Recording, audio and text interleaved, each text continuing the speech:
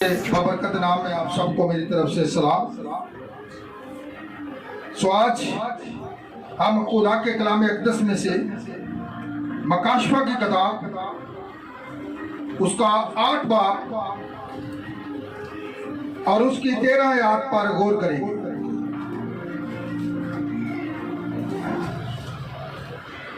सब हवाला निकालें। मकाशवा की किताब उसका 8 बाब उसकी 13 आयत ये हम पढ़ेंगे। वहां पर कुछ इस तरह से लिखा हुआ है, और जब मैंने फिर निगाह की तो आसमान के बीच में एक काग को उड़ते और बड़ी आवाज से ये कहते सुना कि उन 3 फरिश्तों के नरसिंगों की आवाजों के सबब से जिनका फूंकना अभी बाकी है, जमीन के रहने वालों पर अफसोस अफसोस अफसोस। खुदावंद के कलाम के पढ़े जाने पर खुदावंद की बरकत हो। आज हम इस बात के बारे में जाने कि जो अफसोस यहां पर किए गए हैं, इनके बारे में हम जान सके। 3 अफसोस का यहां पर हमें जिक्र मिलता है, और ये जमीन पर रहने वालों के लिए है जो 3 अफसोस का जिक्र है। और अफसोस कब किया जाता है? जब कोई शोक का समा हो, जब कोई ऐसी मुसीबत हो, जब कोई ऐसा दुख हो जिसके अंदर इंसान खिल चुका हो। अफसोस उन लोगों पर किया जाता है जिनके ऊपर ये उम्मीद नहीं होती कि ये ऐसा करेंगे, लेकिन जब वो ऐसा काम कर चुकते हैं तो फिर बंदा ये बात कहता है कि मुझे आप पर ये उम्मीद नहीं थी, आप पर अफसोस। तो यहां पर हम आज अफसोस के बारे में जाने कि जो 3 अफसोस यहां पर किए गए हैं। और यीशु मसीह ने बाइबल के अंदर बहुत दफा मत्ती की इंजील 3 बाब अगर आप निकालें तो वहां पर जरा पढ़िएगा यीशु मसीह ने किन लोगों पर अफसोस किया, और बार बार ये अल्फाज यीशु मसीह ने दोहराए। मत्ती की इंजील उसका 13 बाब, ताकि आप बेहतर तौर पर इस अनुमान के बारे में जान सके।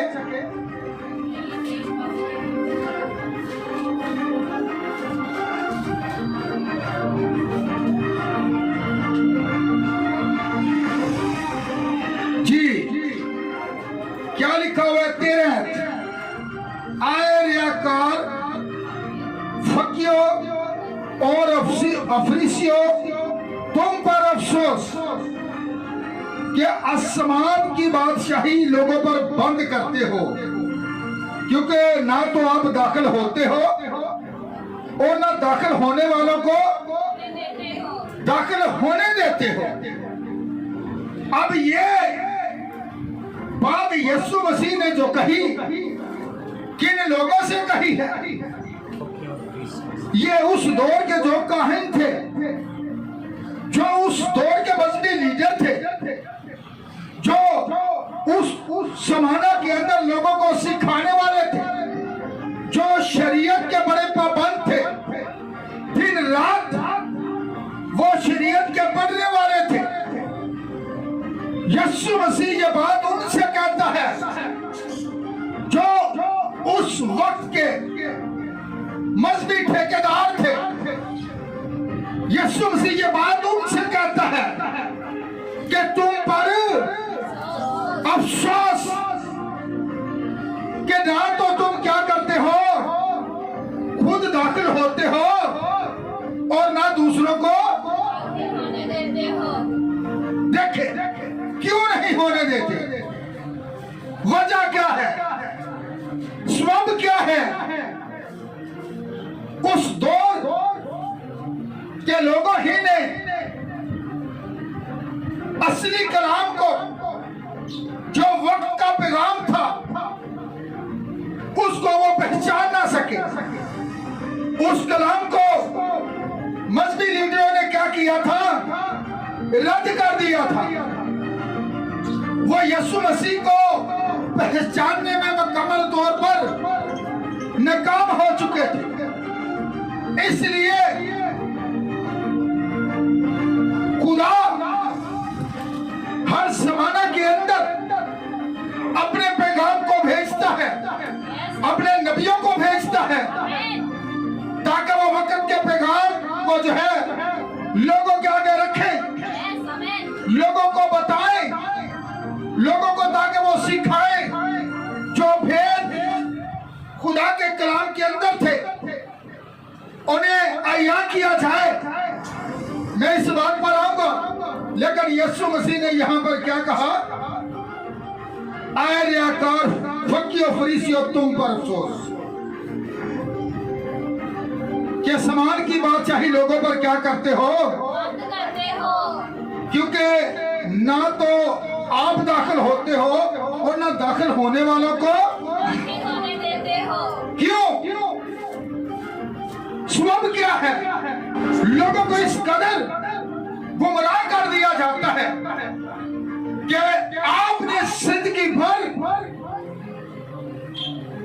क्या करना है, इस तंजीम की गुलामी में रहना है, इस मिशन की गुलामी में रहना है, और वो इसी चीजों के गुलाम बने रहते हैं। लेट जाए आप, वो इन्हीं चीजों के क्या बने रहते हैं, गुलाम बने रहते हैं, और वो खुदा के कलाम को बातिल कर देते हैं, इंसान की रवायात को आगे रख लेते हैं, इंसान की बात को बड़ी तरजीह देते हैं, इंसानों की बातों के कलाम बन जाते हैं, लेकिन खुदा के कलाम को छोड़ देते हैं। और देखिए कि किस तरह यीशु मसीह ने उनसे ये बात कही कि तुम पर अफसोस। अगर कोई और बंदा होता ना तो हम कहते कि चले कोई बात नहीं, लेकिन ये बात यीशु मसीह ने उनसे कही थी जो दिन रात शरीयत पर अमल करने वाले थे, सहाय बनने वाले थे, तबलीग करने वाले थे, मुनादी करने वाले थे। वो ना तो खुद दाखिल होते थे और ना दूसरों को। और आज के जमाने के अंदर भी ये बात पूरी उतरती है, किस तरह दुनिया के अंदर आज भी लोग खुदा के कलाम की परवाह किए बगैर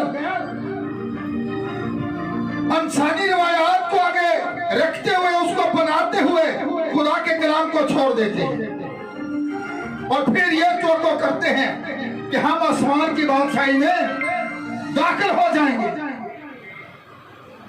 लेकिन यहां पर यीशु मसीह ने क्या कहा है कि तुम पर अफसोस। और आगे बढ़ते हैं, 14 पर गौर करें। आए रियाकार फकीरों फरीसियों तुम पर अफसोस कि तुम बेवाओं के घरों को दबा बैठते हो और दिखावे के लिए नमाज को तोड़ देते हो, तुम्हें ज्यादा सजा होगी। देखिए, बड़ी लंबी लंबी दुआएं लोगों के घरों के अंदर जाकर, गली के मोड़ों पर, कूचों पर बड़े दबागो बन जाते हैं, लेकिन खुदा ने तो अपने कलाम अक़दस के अंदर साफ तौर पर यह बता दिया है कि क्या कर, अपनी कोठरी के अंदर जा और दरवाजा बंद कर और पोशीदगी में क्या कर, दुआ कर, और तेरा पोशीदगी में तुझे देखता है, लोगों को दिखावे के लिए नहीं है। वैसे हो सकता है हम दुआ ना करते हो, और जब देवाओं के घरों के अंदर जाकर बड़ी लंबी दुआ कि लोग हमें क्या जाने, बड़े दुआ को, लेकिन यीशु मसीह ने ऐसे लोगों पर भी अफसोस किया। उसने कहा, आए रियाकार फकियो फरीसियों, तुम पर अफसोस। ऐसे काम नहीं चलेगा। जिस तरह के हम लोगों की नजर में बड़ा अच्छे बनने की कोशिश करते हैं और आगे चलते हैं आयत नंबर 15 पर, आए रियाकार फकियो फरीसियों, तुम पर अफसोस कि एक मुरीद के लिए तरी और खुशकी का दौरा करते हो, और जब वो मरीज हो चुका है तो उसे अपने से दूना जहन्नम का फर्जंद बना देते। पीरी मरीदी देखें, मेरी बड़ी बल्ले बल्ले होनी चाहिए, मेरी बड़ी इज्जत होनी चाहिए। तो यीशु मसीह ने तो अपने कलाम अक़दस के अंदर साफ फरमाया है, जो कोई अपनी इज्जत चाहता है वो मेरे लायक ही नहीं है। हमने इज्जत किसकी चाहनी है? खुदा के कलाम अक़दस की। और जो अपने आप को बड़ा बना रहे हैं कि मैं बड़ा पीर हूं, देखें तो खुद तो पीर बनते बनते, लेकिन जो मरीज बन चुका है, जो उनका चेला बन जाता है, जो उनका शागिर्द बन जाता है, उसे भी दूना जहन्नम का वारिस बना देते हैं। देखिए, तरी और खुशकी का दौरा करते, तुम पर भी अफसोस। ऐसे लोगों के लिए भी यीशु मसीह अफसोस करता है। और आगे बढ़ते हैं, क्या लिखा है, फिर गौर करें।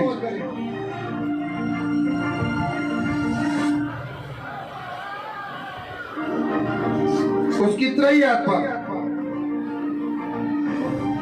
आए रियाकार फकियो और फरीसियों, तुम पर अफसोस कि पुदीना और सौंफ और जीरा पर तो दायकी देते हो, पर तुमने शरीयत की ज्यादा भारी बातों यानी इंसाफ और रहम ईमान को छोड़ दिया है। लाजम था ये भी करते और वो भी ना छोड़ते।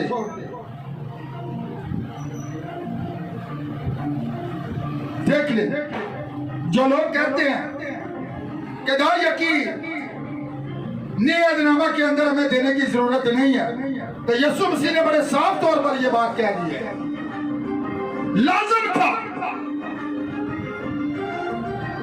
ये भी करते और वो भी ना छोड़ते। यानी कि छोटी चीजों पर तो आप दायकी देते हैं, लेकिन शरीयत की भारी बातों पर, यानी कि जो भारी थी, भारी चीजों पर जो है आप दायकी नहीं देते, उन्हें निकल जाते हैं। तुम पर भी अफसोस, उन पर भी अफसोस किया गया है, लेकिन यीशु कहता लाजम था ये भी करते। और ये सारी बातें किन लोगों से कही जा रही हैं? जो उस दौर के उलमा थे, जो उस दौर के रहनुमा थे, जो उस दौर के लीडर थे, जो उस दौर के काहिन थे। ये बातें यीशु मसीह बार बार उन्हीं को कह रहे हैं। और आगे चलते हैं, आए रियाकार 25 आयत है, फकियो और फरीसियों, तुम पर अफसोस के प्याले और रकाबी को ऊपर से तो साफ करते हो, मगर वो अंदर लूट और नापरहेजगारी से भरे हैं। आए अंदर फरीसी, पहले प्याले और रकाबी को अंदर से साफ कर, ताकि ऊपर से भी साफ हो जाए। अगर हम मिसाल ले लें, घर के अंदर अगर कोई रकाबी पड़ी हो, तो अगर वो बाहर से गंदी हो, अंदर से साफ हो तो ठीक है, हम कहते हैं खैर है, सालन तो अंदर ही डाल देगा, ऐसी बात है। लेकिन यीशु मसीह क्या कहता है यहाँ पर कि अंदर से रकाबी जो है वो गंदी है, यानी कि इंसान अंदर से जो है बाहर से बड़ी खूबसूरती, अंदर नजासत है, अंदर गलाजत है। गौर करें, ऊपर बड़े सफेद लिबास हमने से तन कर रखे हैं, लोगों की नजर में बड़े अच्छे बने बैठे हैं, लेकिन यीशु मसीह यहां पर क्या कहता है? आए अंधे फरीसी, अंधे कहा गया है जिसे नजर ना आता हो, क्योंकि अगर अंधे को क्या पता है ये रकाबी साफ है या गंदी है, क्योंकि वो अंधा है। लेकिन यहां पर आप गौर करें कि किस तरह हमारे खुदावंद यीशु मसीह ने उन फकीरों और फरीसियों पर अफसोस किया और साफ कर कहा कि रकाबी को अंदर से साफ कर ताकि ऊपर से भी साफ हो जाए। जब आपका अंदर साफ होगा तो फिर आपका बाहर भी साफ होगा। सुन ले, आगे चलते हैं फिर 27 आय आकार फकियो फरीसियों, तुम पर अफसोस, तुम सफेदी फिरी हुई कब्रों की मानंद हो। क्या हो? जो ऊपर से तो खूबसूरत दिखाई देती हैं, मगर अंदर मुर्दों की हड्डियों और हर तरह की निजासत से भरी हैं। इसी तरह तुम भी जाहिर में तो लोगों को रास्तबाज दिखाई देते हो, मगर बातन में रियाकारी और बेदीनी से परे हो। सुने किस तरह यीशु मसीह ने कहा कि तुम क्या हो? सफेदी फिरी हुई कब्रें हो, ऊपर से बड़े खूबसूरत नजर आते हो, कब्रों के ऊपर क्या लगा हुआ है? संगे मारमर, बड़ी टाले, तो अंदर क्या? मुर्दे। इसी तरह बाहर से तो हम बड़े खूबसूरत नजर आ रहे हैं, लेकिन है मुर्दा। यही बात यीशु मसीह उस दौर के फकीरों फरीसियों उलमा से ये बात कहता है और उन पर अफसोस करता है, उनके ऐसे कामों पर अफसोस करता है कि हर तरह की निजासत से क्या हो,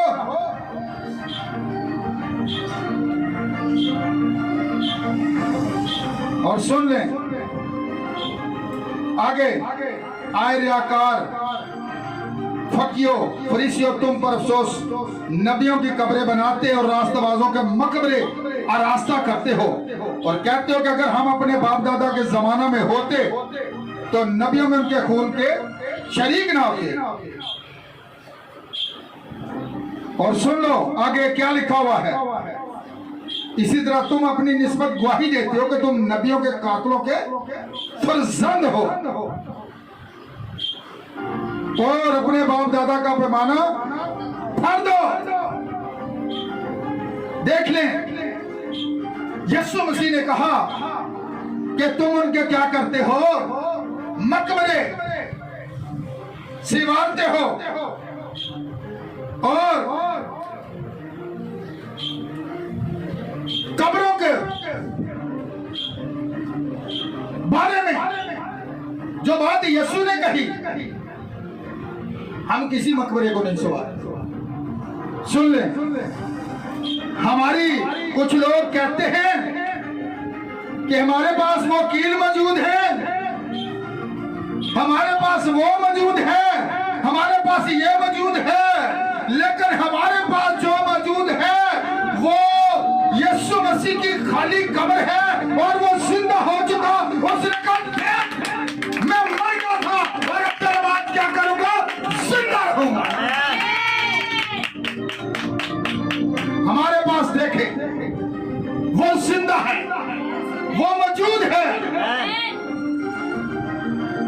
ये हमारी शान है कि हमारे यीशु की कब्र भी खाली है।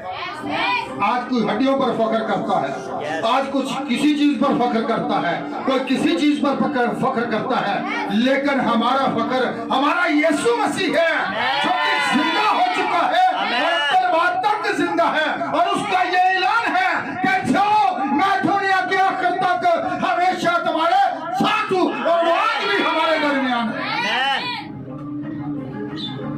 देखें और आज सीखें यशायाह नबी की किताब उसका 6वां बाब निकाल के देखें यशायाह नबी क्या कहता है। उसकी 5 आयत पर गौर करें। तब मैं बोल उठा कि मुझ पर अफसोस, मैं तो बर्बाद हुआ क्योंकि मेरे होंठ नापाक हैं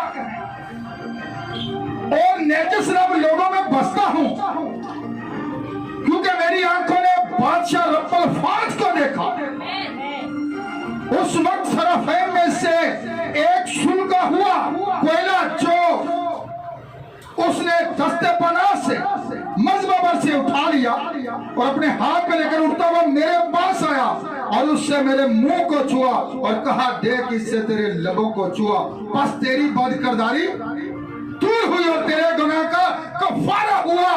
नबी जब खुदा की हजूरी में आता है तो अपने आप को देखता है और अपने आप पर अफसोस करता है। यशायाह 6वां बाब की 5 आयत थी। गौर करें,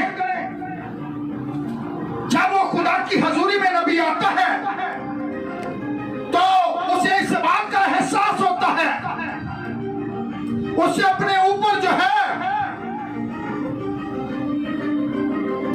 अपने गुनाह नजर आते हैं और वो क्या करता है, मैं नेजस लब लोगों में क्या करता हूं, बसता हूं। अब देखें, जब हम खुदा की हजूरी में आते हैं तब हमें एहसास होता है, तब हम दूसरों को नहीं देखते बल्कि अपने आप को देखते हैं और अपने आप पर अफसोस करते हैं। आज हम चर्च के बाहर जाकर तो बड़े बातें करते हैं, फलाने ने देखा उधर लिबास के नहीं दस, उसने ड्रेस कैसा पहन रखा था, पादरी ने देखा सी, पादरी के निदियां गल्लां कर रहा सी, ओदे डीकन ने देखा सी, ओदे एल्डर ने देखा सी, दूसरों पर नुक्ताचीनी। इसका मतलब है कि अभी तक आप खुदा की हजूरी में आए नहीं। अगर नबी जब खुदा की हजूरी में आया तो उसने अपने आप को देखा तो उसने कहा मुझ पर अफसोस। फिर आप अपने आप पर अफसोस करेंगे, आप दूसरों पर अफसोस नहीं करेंगे। फिर आप कहेंगे मुझ पर अफसोस, दूसरे की आंख का तिनका तो आपको दिखाई देता है पर अपनी आंख का शतीर नजर नहीं आता।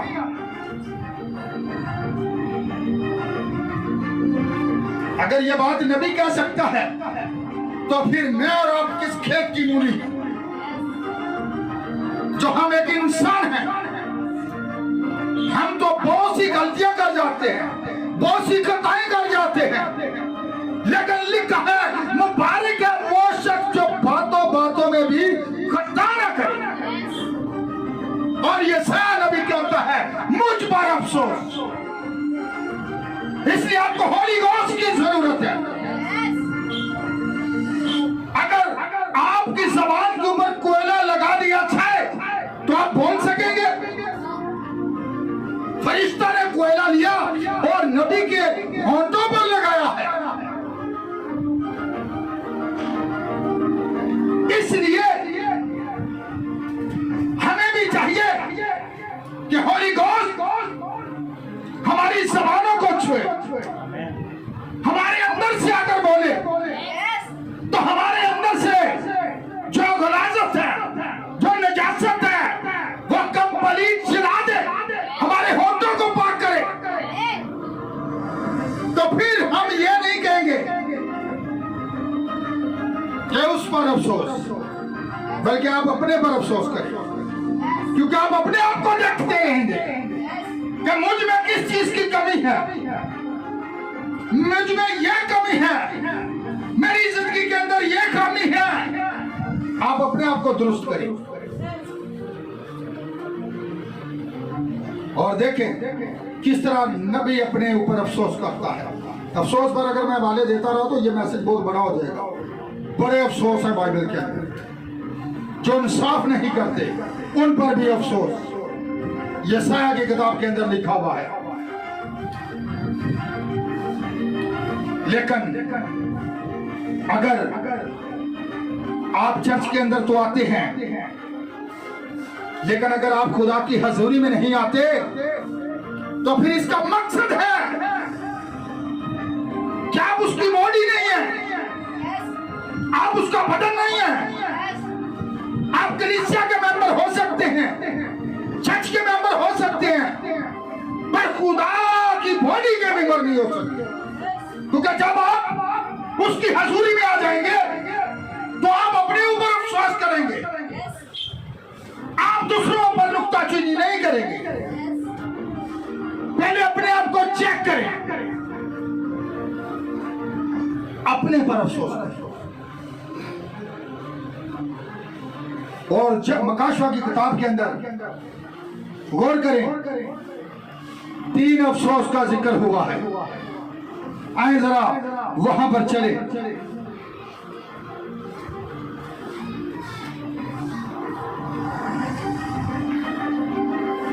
गौर करें,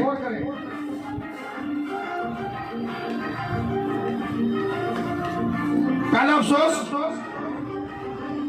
देखें, ये 3 अफसोस जो होंगे ये कब होंगे? नबी कहता है ये मोहरों का खुलना, प्यालों का अंधेला जाना, ये देखे छठी मोहर के अंदर ही होता है। और यहां पर हम देखते हैं कि पहला अफसोस कहां पर है? बारात को देखे, पहला अफसोस तो हो चुका। किन पर पहला अफसोस हो चुका। देखो इसके बाद 2 अफसोस और होने वाले हैं। और देखें, पहला अफसोस जब वो दुनिया की उस जहन्नम के अंदर वो जो कि तारीख गार है, जब उसे खोल दिया जाएगा, अबलीस को जब उसकी बदरूहें जमीन से उस थागड़े से निकलेगी, लोगों को दुख देगी, लोगों को असियत देगी, लोग इस कदर अबलीस के कब्जा में आ जाएंगे। लेकिन ये जमीन पर रहने वालों के लिए अफसोस किया गया है। आप कहां रहते हैं? आप कहां रहते हैं? हम जमीन के नहीं है। जो बंदा खुदावंद यीशु मसीह को कबूल कर लेता है, फिर वो आसमानी मकामों में बैठा होता है, यूहन्ना ही की तरह। बेशक वो पतमस के जजीरा के अंदर था, लेकिन रूह में वो कहां पर पहुंच चुका था? आसमान पर। वो आसमान पर देखता है। और यहां पर आप देखें कि किस तरह पहला अफसोस उन पर जो पीछे जमीन पर रह जाएंगे।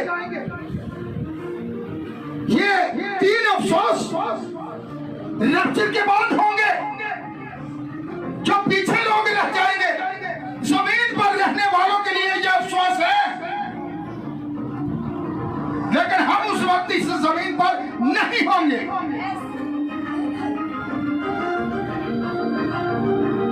उन पर अफसोस। अब देखें, पहला अफसोस मकाशवा 9 बाब के अंदर हुआ। कहां पर हुआ? लिख लें, पहला अफसोस कहां पर हुआ? मकाशवा की किताब 9 बाब के अंदर हुआ। लेकिन 10वां बाब के अंदर कोई अफसोस नहीं है, क्योंकि वहां पर एक नबी है 10 साल के अंदर। मैं उसकी तरफ नहीं जाऊंगा क्योंकि हमारा आज का जो अनुमान है 3 अफसोस पर है। उन पर अफसोस, अफसोस, अफसोस, अफसोस। और दूसरा अफसोस जो है बकाशवा 11 बाब के अंदर है।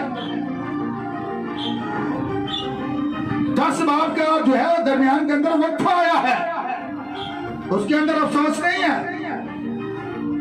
और उसकी 8 आयत को पढ़िएगा 11 बाब की, क्या लिखा हुआ है?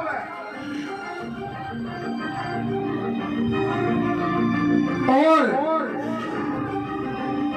उनकी लाशें उस बड़े शहर के बाजारों में पड़ी रहेंगी जो रूहानी उतवार से सदूम और मिस्र के लाता है, जहां उनका खुदावंद भी मसलूब हुआ था।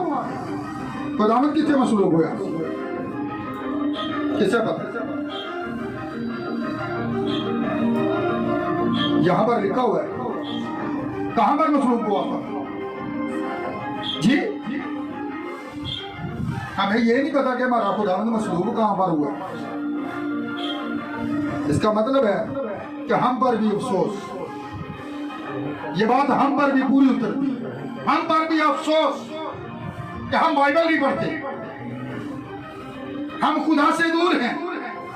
ये बातें सख्त है लेकिन सच्चाई है। काट छांट करना बहुत जरूरी है और खुदा का कलाम काट छांट करता है। अब सुनिएगा कि यहां पर क्या लिखा हुआ है। जहां उनका खुदावंद भी मसलूब हुआ था उससे ऊपर वाली आयत पर गौर करें। उनकी लाशें उस बड़े शहर के बाजार में पड़ी रहेंगी जो रूहानी एतबार से सदूम और मिस्र कहलाता है, यानी कैपिटल के अंदर। जहां पर गौर करें खुदावंद यीशु मसीह यरूशलेम के अंदर मसलूब हुए थे, लेकिन सदूम की हालत क्यों बयान की गई है?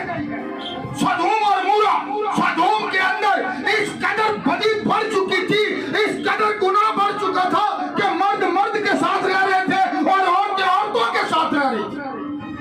क्या ये बात आज दोहराई नहीं जा रही? यीशु मसीह ने यह बात नहीं कही थी कि जिस तरह नूह के दिनों में हुआ, जिस तरह लूत के दिनों में हुआ, इसी तरह इब्ने आदम के आने के वक्त भी कलाम पूरा हो रहा है। और आज दुनिया के अंदर यह कानून पास हो चुका है कि औरत के साथ निकाह किया जा सकता है और जो उल्मा नहीं करे उसको अदालत तक ले जाया जा सकता है। ये कानून पास हो चुके हैं सन 2006 के अंदर। आप कहां पर बैठे हुए हैं? गौर करें। और हमको अभी बड़ी दूर की बात है, हमें हो सकता है मनादी भी ना करने दी जाए, हमें बाइबल का प्रचार भी ना करने दिया जाए, क्योंकि जो लोग सच्चाई की मनादी करते हैं लोग उन्हें सुनना भी नहीं चाहते।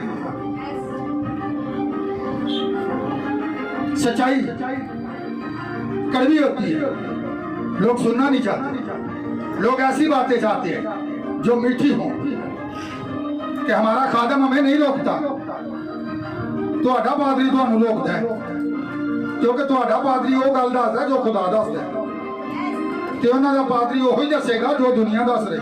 इससे पता चलेगा कि आप दुनिया के हैं या आसमान के हैं। और गौर करें किस तरह सदूम और मूरा के साथ ये बात मलाई जा रही है, यानी कि जब दूसरा थस्सलुनीकियों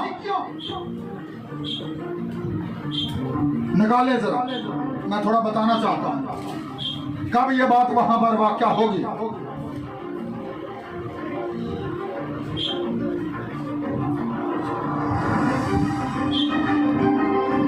जी निकाल लिया सामने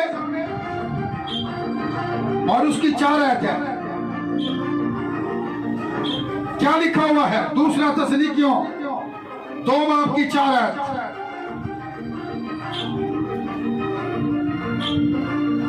बल्कि 3 आयत से पढ़ेंगे। लिखे किसी तरह से किसी के फरेब में ना आना, क्योंकि वो दिन नहीं आएगा जब तक के पहले परगश्तगी ना हो और वो गुनाह का शख्स यानी हलाकत का फरजांद जाहिर ना हो। जो मुखालफत करता है और हर एक से जो खुदा या मबूत लाता है अपने आप को बड़ा ठहराता है, यहां तक कि वो खुदा के मक़दस में बैठकर अपने आप को खुदा ज़ाहिर करता है।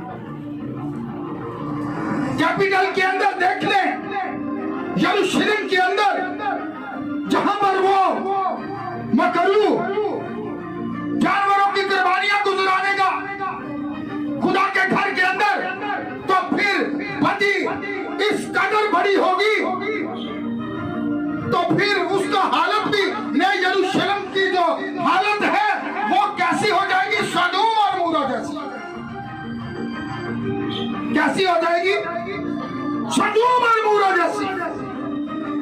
लेकिन एक बात याद रखें, इन 2 नबियों को कत्ल किस वजह से करवाया जाता है? सच्चाई की वजह से, क्योंकि वो सच्चाई को बयान करने वाले थे, वो खुदा के नबी थे, और उन्हें कत्ल कर दिया गया और उनकी लाशें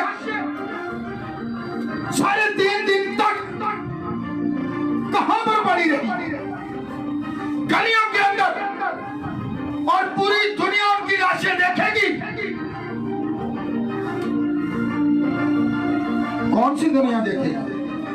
कैसे देखेंगे? आजकल तो इंटरनेट है, फौरन खबर अमेरिका के अंदर हो, पाकिस्तान के अंदर हो, यूट्यूब के ऊपर, ऐसी बात है सोशल मीडिया पर, और लोग उनके मरने से जो है मकाशवा 11 बाब आप पढ़ेंगे तो आपको पता चलेगा, खुशियां मनाएंगे, तो हाइप भेजेंगे, तोहफे भेजेंगे कि हमने बड़ा कारनामा अंजाम दिया, बहुत कारनामा कर लिया कि खुदा के नबियों को मरवा दिया। और कौन मरवाएगा? मकाशवा 12 बाब 3 अफसोस जहां पर है, गौर कर लें, जहां पर अबलीस को गिराया जाता है, जो भाइयों पर इल्जाम लगाने वाला है, किस तरह से इल्जाम लगाता है। आज वो लोगों ही को इस्तेमाल कर रहे हैं और वो बाहर जाकर उन्हीं के ऊपर इल्जाम तलाशी करते हैं, भाइयों पर इल्जाम। उसे वहां से निकाल दिया गया। और जो दूसरा तस्सलीकियों हमने पढ़ा है, जब इसे वहां से गिरा दिया जाएगा तो एक शख्स जमीन पर होगा, वो मुजस्सम जमीन पर खुदा बन जाता है। दूसरे तस्सलीकियों के अंदर मैंने अभी हवाला पढ़ा है, जहां पर लिखा है कि वो खुदा की हैकल में के अंदर बैठकर अपने आप को क्या करता है? खुदा ज़ाहिर करता है। ये हालत वो होगी यरूशलेम की, जिसे तीनों कौम बड़ी अहमियत देती है। यहूदी लोग उसे बड़ी अहमियत देते हैं, क्रिश्चियन बड़ी अहमियत देते हैं, और हमारे मुस्लिम भाई भी उसे बड़ी अहमियत देते हैं। लेकिन देखें, यही मकाशवा 12 बाब के अंदर जहां पर तीसरा अफसोस है, 9 बाब के अंदर पहला अफसोस, दूसरा अफसोस 11 बाब के अंदर है, और तीसरा अफसोस मकाशवा की किताब 12 बाब की 12 आयत पढ़ें तो आपको मिलेगा।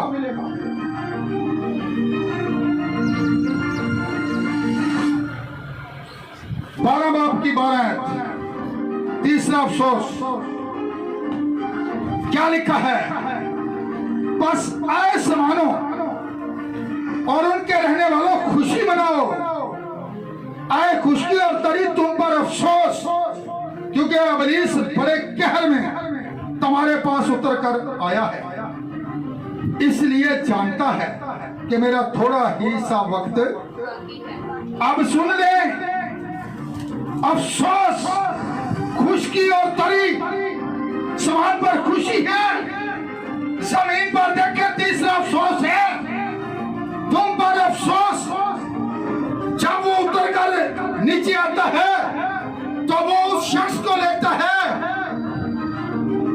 शख्स के अंदर वो समा जाता है जहां पर वो हैकल के अंदर बैठकर फिर वो जमीन का खुदा बन जाता है। दूसरा तसनीकियों के अंदर। लेकिन उस वक्त आप लोग कहां पर होंगे? आप लोग इस जमीन पर नहीं होंगे जो उसकी दुल्हन में शामिल है। ये 3 अफसोस जमीन पर रहने वालों के लिए है और वहां पर वो बैठेगा और मैं करूं कुर्बानियां गुजराने का, जिससे खुदा ने मना किया। तो हम खुदा को तो फिर दावत आप ही दे रहे हैं, क्योंकि जब अबलीस अभी तो खुदा के अंदर है, जब उसे वहां से नीचे फेंक दिया जाएगा तो वो एक शख्स के अंदर आकर समा जाएगा, फिर वो जमीन पर खुदा बन बैठेगा। फिर जो वो हुक्मनामा जारी करेगा, नबियों को जब कत्ल करवा दिया जाएगा तो उनको दफन नहीं करने दिया जाएगा। वर्ल्ड ऑर्डर होगा, पूरा ऑर्डर देख ले, पूरी दुनिया के ऊपर उसका ऑर्डर होगा और वो उन्हें दफन नहीं करने देगा। और 3 दिन के बाद बाइबल भी अर्ज करती है कि खुदा की तरफ से उन पर रूह नाज़िल और वो जिंदा हुए और आसमान पर छा रही। ये वो 2 नबी हैं, मूसा और एलिया। बहुत सी उलमा का ये ख्याल है कि ये हनूक और एलिया है, जबकि ऐसा नहीं है। खुदा के नबी भाई बरनर ये बात बताते हैं, पानियों को खून किसने बनाया था? मूसा ने। आसमान से आग को किसने नाजिल किया था? एलिया ने। तो हनूक ने कहां पर पानियों को खून बनाया? कोई है वाला बाइबल के अंदर मौजूद नहीं है। लेकिन आप देखें कि ये 2 नबी, इनको इसी वजह से वही कत्ल करवाएगा जो यरूशलेम के अंदर बैठा हो, जमीन पर खुदा बनकर बैठा हो, और वो सच्चाई के लिए अपने दरवाजों को बंद करेंगे। लेकिन उन नबियों के वसीला कितने लोग जो है उनके पैगाम को कबूल करेंगे? हर कबीला में से 12,000 और 1,44,000 उन नबियों के पैगाम को कबूल करेंगे। और वो वही 1,44,000 है जिनका जिक्र है, जिनके लिए वो नबी मुकर्रर है।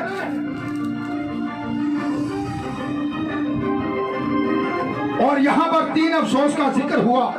मैंने तीनों के बारे में आपको बताया। पहला अफसोस मकाशवा 9 बाब के अंदर था, दूसरा अफसोस जो था मकाशवा 11 बाब के अंदर था, और तीसरा अफसोस जो था वो मकाशवा 12 के अंदर था। ये 3 अफसोस हैं जो जमीन पर किए गए हैं, जमीन पर रहने वालों के लिए किए गए हैं। जो नीचे रह जाएंगे, जो पीछे रह जाएंगे, वो इस असाब से गुजरेंगे जब पहले अंधेरे जाएंगे। सो खुदा ये चाहता है कि आप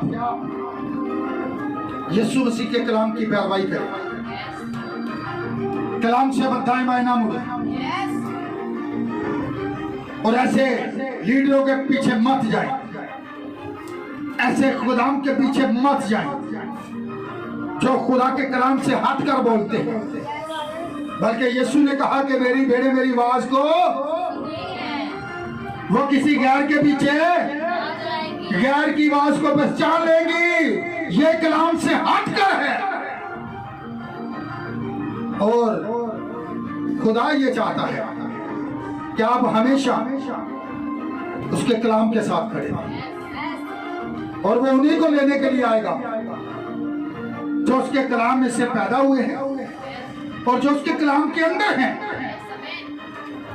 खुदा तमाम उन देखने वाली बेटियों को, बहनों को, भाइयों को, तमाम खुदाम को जो भी इस मैसेज को सुनते हैं, खुदा उन्हें बड़ी बरकत दे। मैं उनके लिए ब्लेसिंग चाहता हूं, और मैं ये चाहता हूं कि वो यीशु मसीह की दुल्हन में शामिल हो। ये अफसोस उन पर किए गए हैं जो नीचे जमीन पर रह जाते हैं। और मैं ये चाहता हूं, जो कि आज का हमारा इन्वान था, जो कि हमारा आज का टॉपिक था, वो यही था कि 3 अफसोस। उनके बारे में मैंने एक अदना सा खादम होने के नाते आपके आगे पेश किया है उस मैसेज को, और आप खुद भी सुनिएगा और इसे आगे शेयर भी कीजिएगा, ताकि आप इस खिदमत के अंदर हमारे साथ शामिल हो सकें। यह भी एक खिदमत है। सो खुदा आप सबको बड़ी बरकत। आए अपनी आंखों को बंद करें, सर को झुकाएं, दुआ करें। प्यार से बड़े खुदा, हमने तेरे आवाज को सुना है, तेरे कलाम को सुना है, तेरे पैगाम को सुना है, जो कि आखिरी वक्त के अंदर तूने अपने नबी के वसीला इस पूरी दुनिया के ऊपर पैगाम को भेजा है, ताकि तेरे लोग तेरी आवाज को सुनकर बाहर आ जाए और तेरे कलाम के साथ खड़े हो जाए। खुदावंद अपने लोगों को बरकत दे, उन जिंदगियों को बरकत दे जो कि खुदा अभी तक तेरे कलाम के साथ खड़ी हैं, और जो अभी तक तेरे कलाम से बाहर हैं, उनके लिए भी खुदावंद दुआ करता हूँ, उन्हें भी जल्द ला, ताकि खुदावंद खुदा वो भी तेरी दुल्हन में शामिल हो सके। और प्यार से भरे खुदा, मैं सब जिंदगियों पर तेरी ब्लेसिंग चाहता हूँ। हर तरह की बदरी बीमारियों को, परेशानियों को, अपनी मंसूबों को, ऐसी तस्वीरों को, ऐसे ख्यालातों को, ऐसी सोचों को तेरे बेटे यीशु मसीह के नाम से डांट देता हूँ, उन जिंदगियों से जा देता हूँ। और प्यार से भरे खुदा, इसी तरह जैसी कि हमारी बुजुर्गा इस वक्त हमारे दरमियान बैठी हुई है, जो भी इनके ब्लड प्रेशर का मसला है, खुदावंद तेरा पाक रूह को दे, जो कि इस वक्त हमारे दरमियान मौजूद है। खुदावंद इनके बदन को छू, हर तरह के ब्लड प्रेशर बढ़ने की बीमारी को खुदावंद यीशु मसीह के नाम से मारता, छोड़े इनके बदन को, और ये बदन बिल्कुल अपनी जगह पर दुरुस्त काम, और खुदावंद इनका ब्लड प्रेशर दोबारा बढ़ने न पाए, बल्कि बिल्कुल अपनी जगह पर काम करता।